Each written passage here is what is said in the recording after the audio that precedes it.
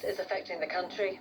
Germany's foreign minister accuses Russia of putting peace at risk with Cold War-like diplomacy amid the Ukraine crisis. And a Scottish council is being accused of yet another cruel cover-up after parents were refused immediate access to a major report on how the authority handled attacks on vulnerable pupils by their teacher.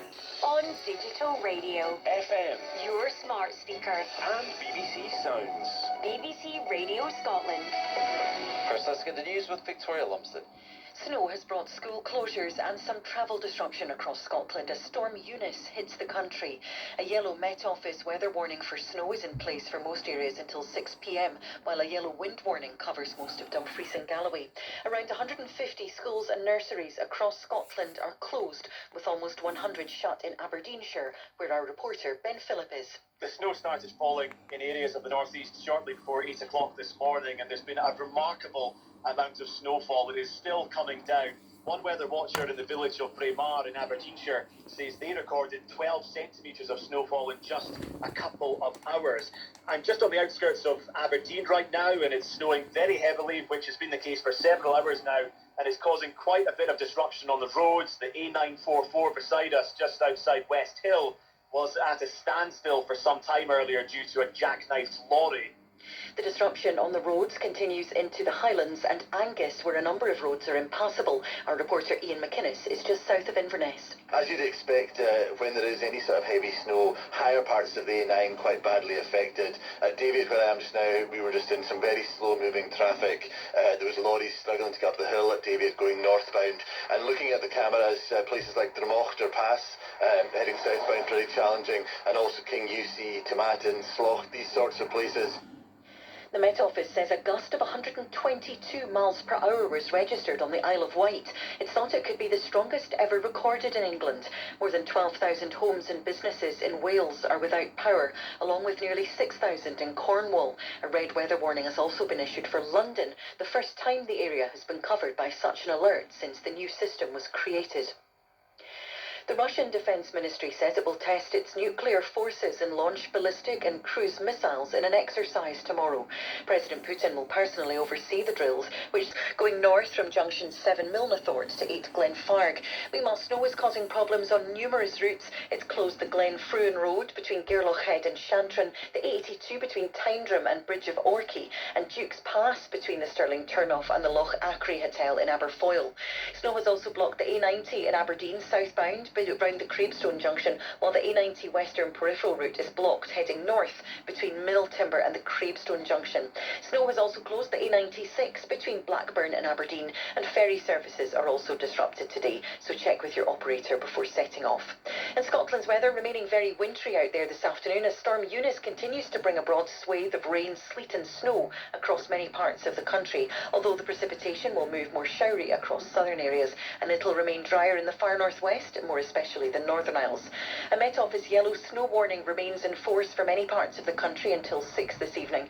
Some strong and gusty winds out there too, and the risk of severe gales in the far southwest for a time. A Met Office yellow warning is in force in the southwest. A cold afternoon for all, with highs of just 1 to 5 Celsius. BBC Radio Scotland News. So pretty difficult conditions on the roads then across the country this lunchtime, and some schools closed in parts of the country too. Let's catch up on what the picture looks like now with our correspondent Jamie McIver, who's with us. Jamie, the message really at the moment seems to be don't drive unless you really have to because of the disruption. Absolutely. We're talking about yellow weather warnings being in force in Scotland. That's one lower than the amber warning we saw earlier in the week, and two lower than the red weather warnings in the south of England. But yes, the advice is really do not drive unless you absolutely have to. We were hearing from Ben and Ian a few moments ago in the news about just what the situation's like with some roads in the Highlands and the northeast. Earlier on in the day, drivers were stuck in their cars on the A68 in the Borders. Part of one of the slips to the M8 was shut at Shotts just before the rush hour this morning. So all in all, across Scotland, it's a day not to be out driving unless you absolutely have to. And if you do have to go driving, then to be really aware of the conditions. There's also been a degree of disruption to public transport. There have been some trains cancelled or delayed across the country, but the network isn't shut like it was on Wednesday. Most services are running. It's just a case of being aware and checking before you travel. Now, these weather warnings in Scotland, they stay in force until 6 o'clock tonight. It's been a day of disruption, but across the country as a whole, not one of widespread difficulties other than those on the roads. And these warnings, as you're saying, they're due to last until 6 o'clock this evening. And then, of course, there's possibly the risk of flooding to come later. Indeed, a flood warning in force actually at the moment, covering the stretch of the coast between Ayr and Troon, as well as a few other flood warnings or flood alerts in the west and southwest of Scotland. Now, that particular example we're talking about by the Ayrshire coast, that's partly about the risk of the seawater breaking out onto the surface of the roads, or of very high waves crashing onto the seafront and causing flooding there. Another important thing, of course, school closures. Over 150 schools and nurseries across the country, most of them in the northeast, closed today as a precaution. And with rural schools, of course, you need to remember there could have been the problems students and staff could have faced getting in this morning or returning home. Sometimes with rural schools, staff and students come from quite some way around, and sometimes they're travelling in on B roads. But generally, at the moment, it looks like we're getting off much lighter, though, than other parts of the UK. Well, indeed, the situation in Scotland far less serious than the situation in parts of the southwest of England, London and the southeast or South Wales. I know you're going to be talking to reporters there in a moment, but I'm just going to give you a few key points about some of the things which have been happening in the south of the UK. A gust of 122 miles an hour recorded on the Isle of Wight earlier. That's possibly the highest ever gust in England. Roofs ripped off a lifeboat station and a swimming pool in Cornwall. Many reports of trees down. Tens of thousands of homes in the southwest of England and in parts of Wales are without power. So very significant disruption there. And that red warning covering London, it's the first time a red warning has been issued for London since the current system was introduced, and people are certainly talking there about some of the most serious weather conditions which London could have experienced for a great many years. OK, Jamie McIver, thank you.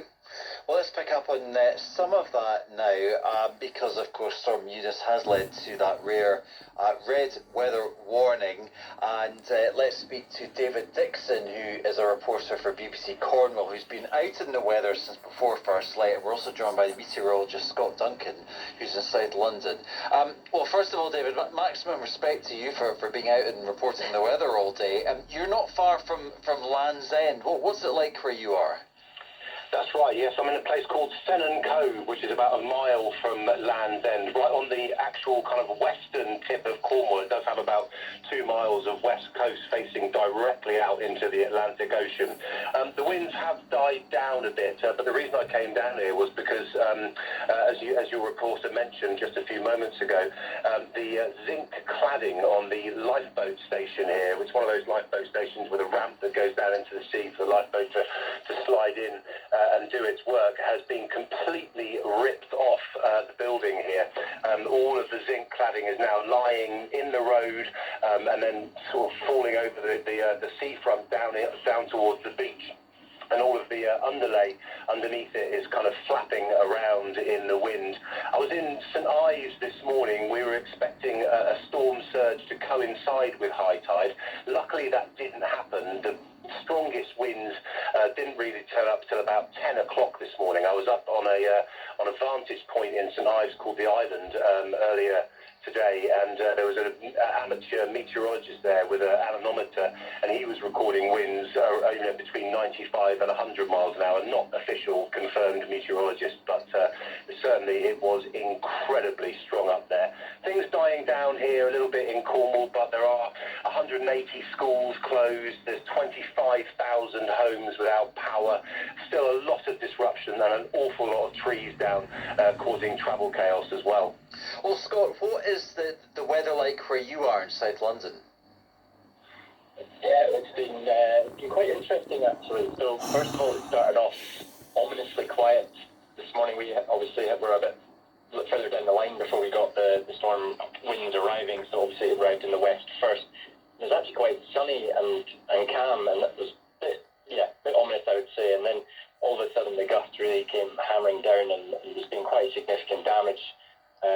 In my street myself, it's not too bad itself, but it varies vastly, and I'm actually just seeing some pretty significant damage to the O2 Arena, some really impressive footage of the roof tearing apart there. So that's we've still got a few hours of heavy winds to go, so now that it's been ripped open, that's obviously of quite a huge concern down there. So that's bringing quite an iconic part of the damage to London, but that's only scratching the surface. Obviously we've got many trees down as well.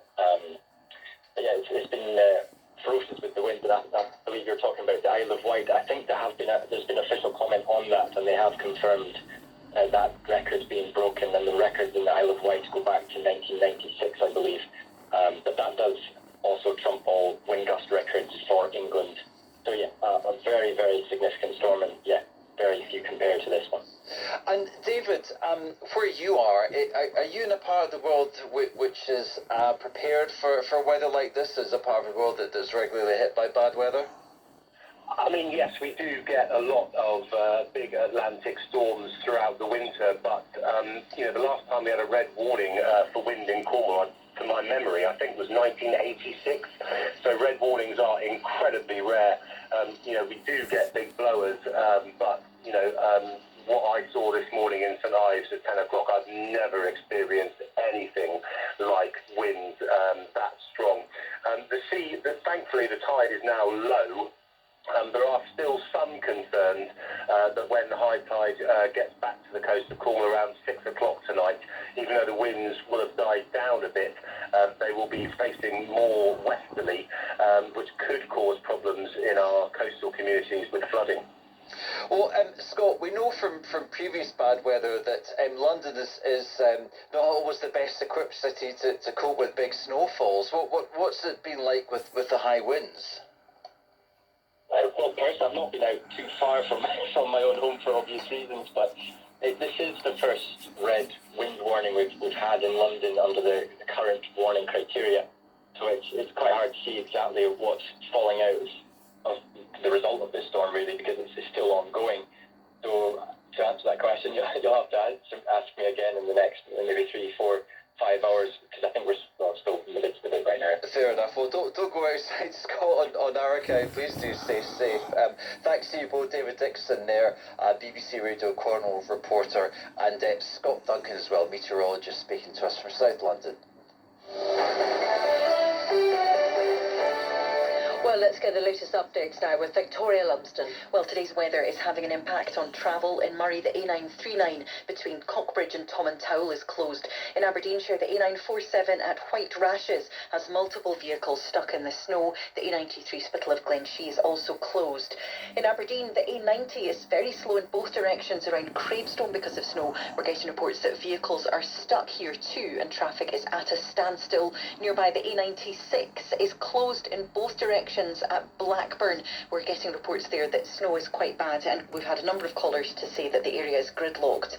In Angus, the A926 between Kirriemuir and Forfar, traffic is able to pass now, but only just. The road had been impassable, but we're now getting reports that cars are able to pass, but extra care is needed. In the Stirling area, the A82 at Tyndrum is blocked by queuing traffic and heavy snow. In Argyll and Bute, the A83 Rest and Be Thankful is closed both ways, but it is open via the Old Military Road, so in place there. Also, the high winds, as you might imagine, are having an impact on air travel. London City Airport has cancelled all flights until at least mid-afternoon because of high winds. BA are also tweeting that they're expecting extreme weather conditions, so do check before you set off. They're expecting that to impact on most airports across the United Kingdom. Also, if you're due to travel by ferry, check ahead. Stena Line between Cairnryan and Belfast, the service there has been suspended until at least 3:30. CalMac have cancelled sailings to and from Colonsay and Colin-Tyree, but a number of other routes are on amber alert, so do check ahead there too. And that's the latest BBC Radio Scotland travel. Thank you very much, Victoria. Now, let's get some more reaction to the situation on the border of Ukraine with